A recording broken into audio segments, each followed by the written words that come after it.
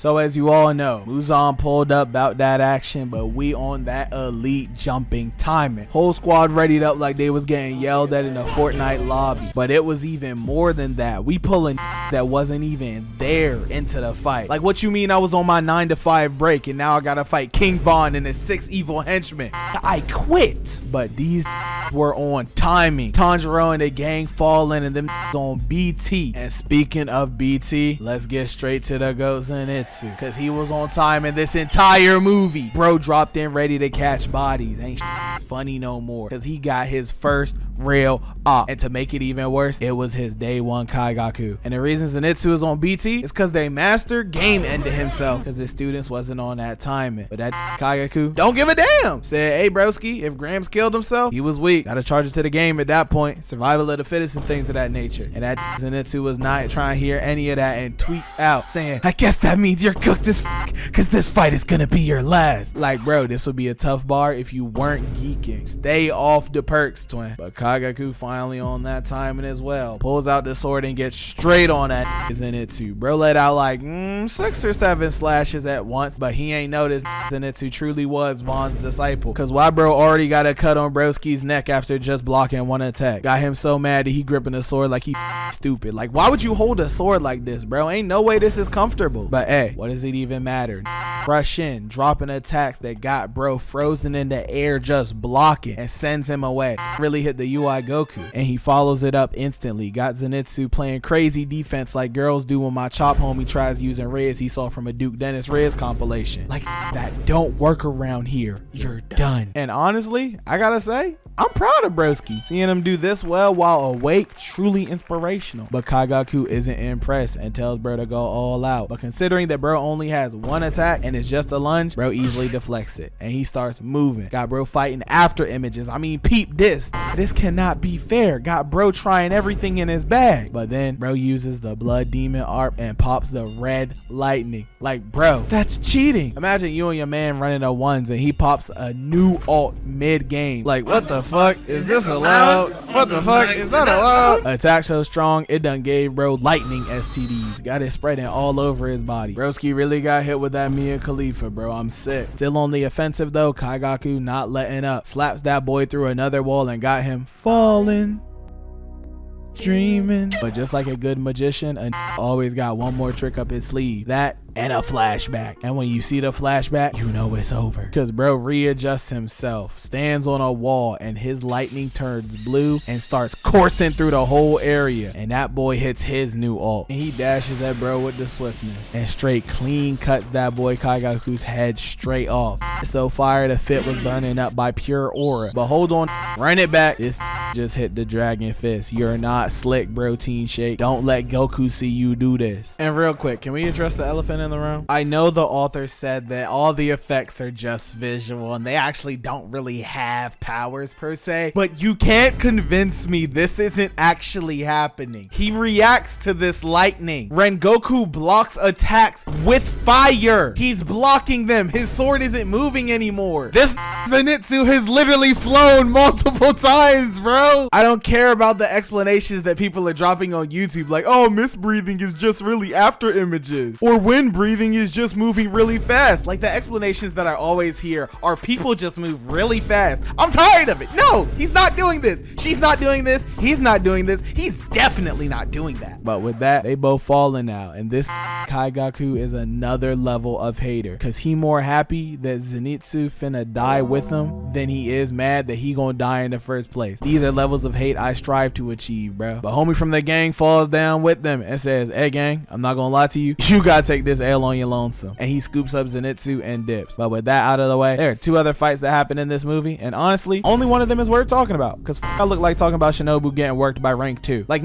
you were by yourself versus a who 1 cooked your sister, 2 was surrounded by bodies when you first arrived, and 3 made all your poisons ineffective within moments of you using them. And you started having a backstory flashback talking about, I wish I wasn't 5'3". I wish I was a 6 foot nonchalant dreadhead like some of the other slayers. Like, bro, just die at this point, twin. I'm not sorry for you. If you a Shinobu fan, that's tough, buddy. R.I.P. Bozo. We smoking on your pack until the next movie drops, bro. Cha-cha. What's even funnier is that people really hyping her up too, when she was really getting toyed with by Doma. I know Ubuyashiki's sick as looking at her performance. performance. That died, and then 5 minutes later she pulled up. She hit the Infinity Castle and came out with a negative KD. She had her sister pull up from the afterlife just to see her get slimed out. Even the GOAT Murata copped a body or two. She really a fraud, just like Kaigaku, because I know he in hell hearing it from Muzan and Kokushibo. Got a 1-1 KD, and his only kill was when Unk found out he was washed. I know he was hype as when he heard that. In reality, bro begging for kills. Mind you, he replaced Yotaro and Daki. Muzan just letting anybody join the crew at this point. Like, bro, I could get in that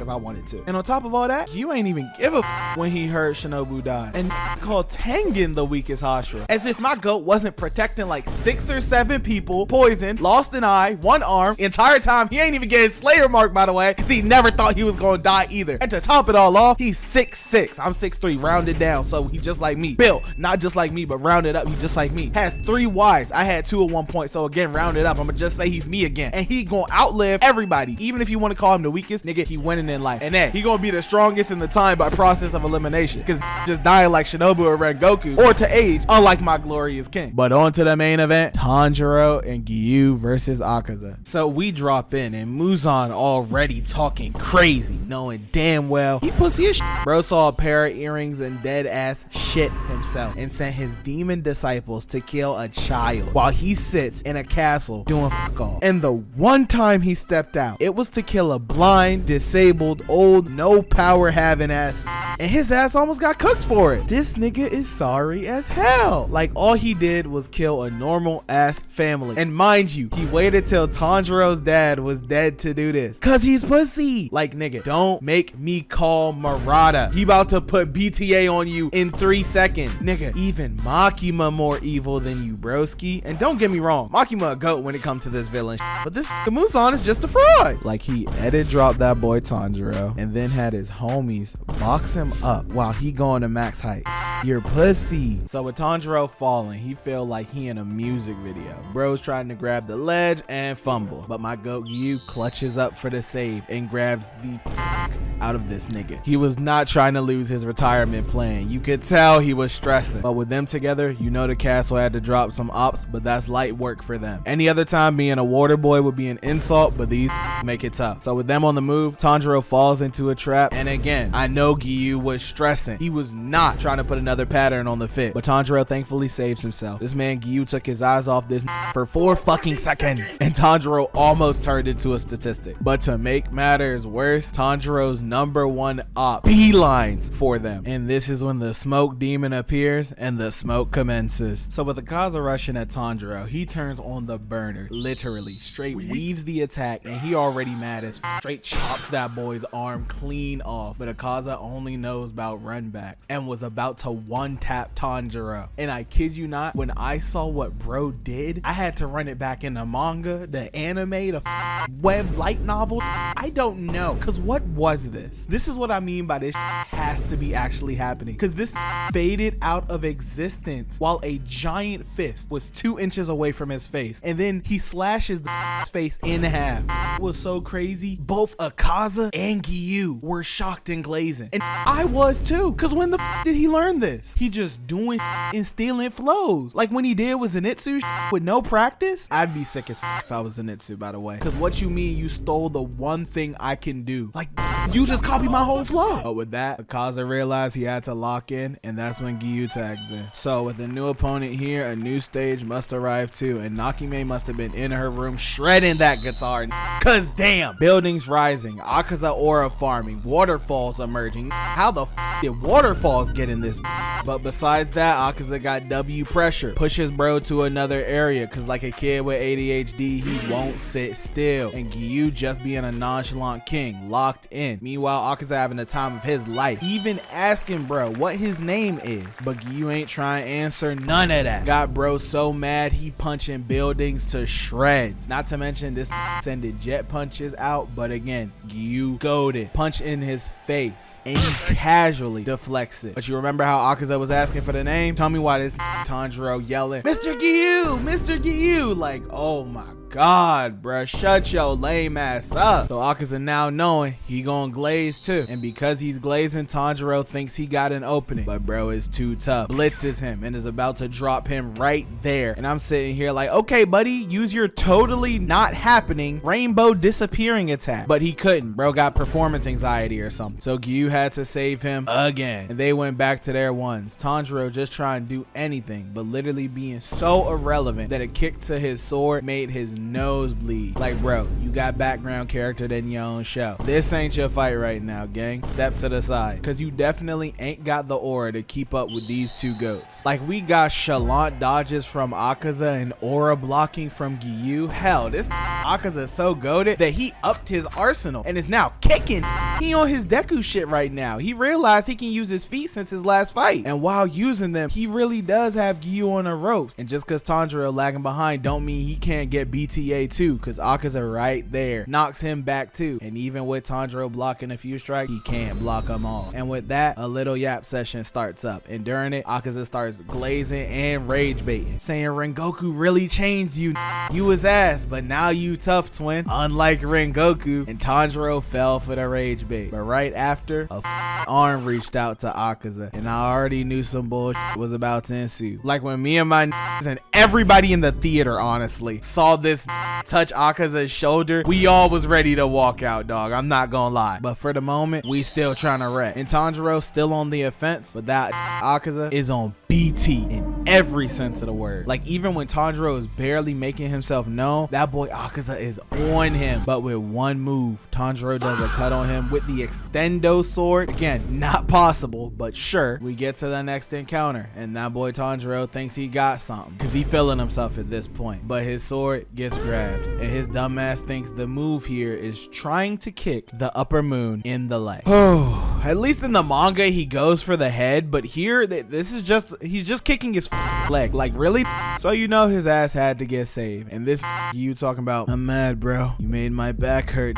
Like, bro, just your back? Are we dead ass? He just like me. This got sent through 3 buildings and he talking about just his back hurts. So let's run it. Round 2. So with everything on the line, GIYU finally unlocks his Demon Slayer mark. And this is when the whole theater locked in. This was on timing now, blitzing even AKAZA, getting valid hits in, but still getting hit too. But things look about even at this point. Still being nonchalant, still aura farming, and Tanjiro still be in the lane. Meanwhile, these really fighting for their lives. Everything on the line here. No hold bars. And this AKAZA is actually getting up too, but he's still not out, giving it his all this entire time. And that's when Tanjiro starts to think, how the can we beat this?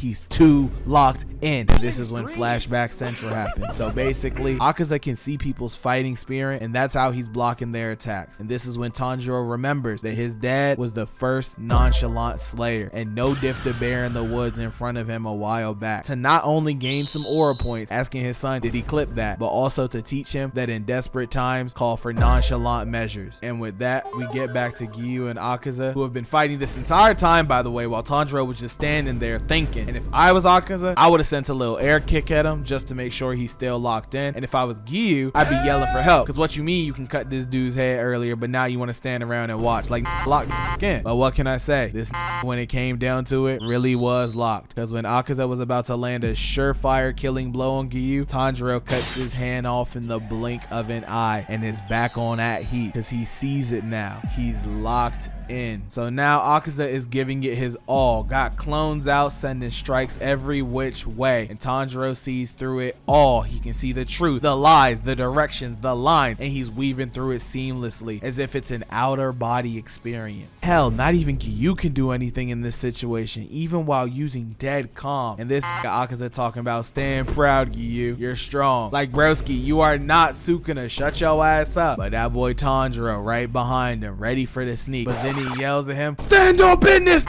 your time is up. And the whole theater, bro, it's like a group collective. We all looked at each other like there's no way. This just gave up his one and only shot at taking this out. But with Tanjiro in this new state, that nigga AKAZA dead ass couldn't even see him. He was blinded for real. He literally says that it was like he was fighting a tree. Do you know how crazy it is to have a in front of you with the sword and you say you sense nothing but a tree? And with that, this Tanjiro does a flip to be upside down and clean cuts AKAZA's head smooth off, thus ending the fight. Is what I would say, but this is mad as that Tanjiro reached a state that he was never able to, and he grabs his head, forces it back on, and says, nah, we ain't done yet. So GIYU takes the sword that got broke earlier in a fight, chucks it through his head, and his head disintegrates. So you think everything would be good now, right? No, he still gets back up, closes his severed head wound, and locks in even further. GIYU rushes back in, but AKAZA is beyond tapped in at this point. Blocks that, kicks Tanjiro to the side, and applies elite pressure to GIYU. And bro is using every last ounce of his energy and keeps attacking, swing after swing, block after block, attack after attack, trying his hardest, and he collapses. And before applying the final strike, a woman grabs this AKAZA, and we all knew it was the fabled demon backstory. And for a movie that's 2 hours and 35 minutes long, how long do you think this backstory? 35 minutes, bro. This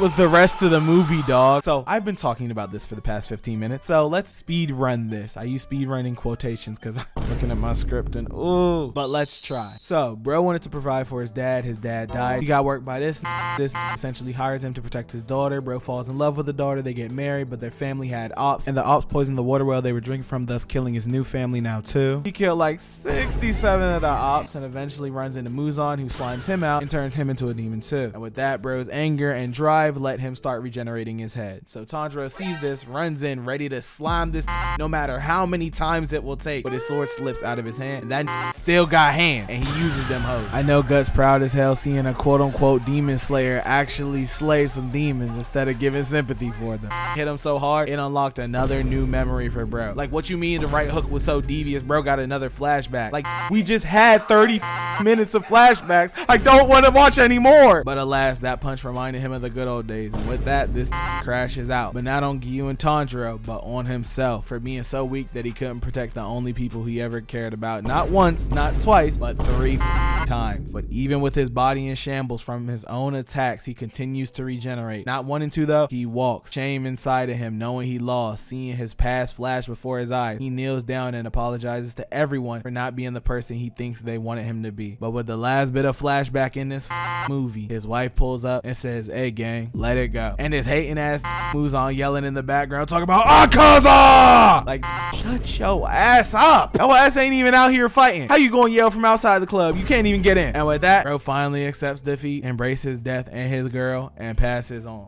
Really was so mad because he ain't have nothing to fight for left, bro. I feel that. I know that Rengoku mad as too that bro ain't get these flashbacks during his fight, because we see now that boy never stood a chance whatsoever. Because even here, Tanjiro and GIYU would have been cooked had it not for this getting a flashback. And I know that GIYU happy as fuck seeing AKAZA finally stay down. But with that, them pass out, and look at this GIYU passed out, bruh. I ain't even know his ass was actually passed out here till the crow said something. This nigga definitely practiced this shit, bruh. Cause what you mean you ore farming on the brink of death? This shit insane. But the crows announced that them boys won, and I know Zenitsu looking around wondering why they ain't say shit about his W. Like, I want a one-on-one against the upper moon and y'all ain't say shit. Crows really have to give a mid-game interview to justify why they ain't glazed my. So after that W, the castle starts literally doing tricks on itself, and I'm sitting here like, how is this fair? This isn't fair. This ain't happening in the manga, bro. They calling this an infinity castle.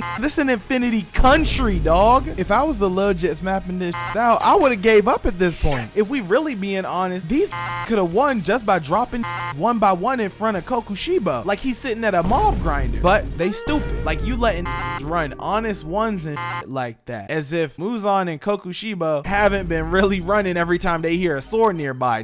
Might think it's Murata. And for the king of demons, Muzan, can you stop being a fraud and fight, bro?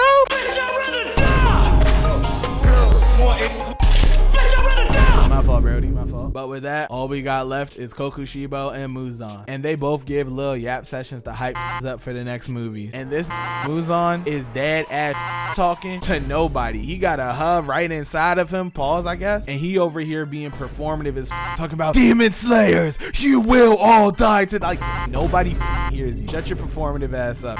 Ooh, don't piss. This Muzan pisses me the fuck off, bro. Oh my god, this is a fraud. But let me be honest real quick. With everything going on in the world right now, I don't think I'm watching that next movie. Cause from outside the US about to get a like 100% sales tax, bro. It's like power really is in office. This movie ticket about to cost $150. I better be able to fight that Kokushibo at this point, bro. Or to be more accurate, me and my gonna get in the Demon Slayer verse, run away from the demons, cause we just try and crack Shinobu and Matsuri. But that's besides the point. I'm excited for the next movie. Know y'all are too. This video is long enough, so I am out. Peace, everyone, and please make sure to have yourselves a damn good Can't handle us, so cool, baby, scandalous. I'll show you what I'm talking about. So cool, baby, watch it now. It's on you. Can't handle us, so cool, baby, scandalous. I'll show you.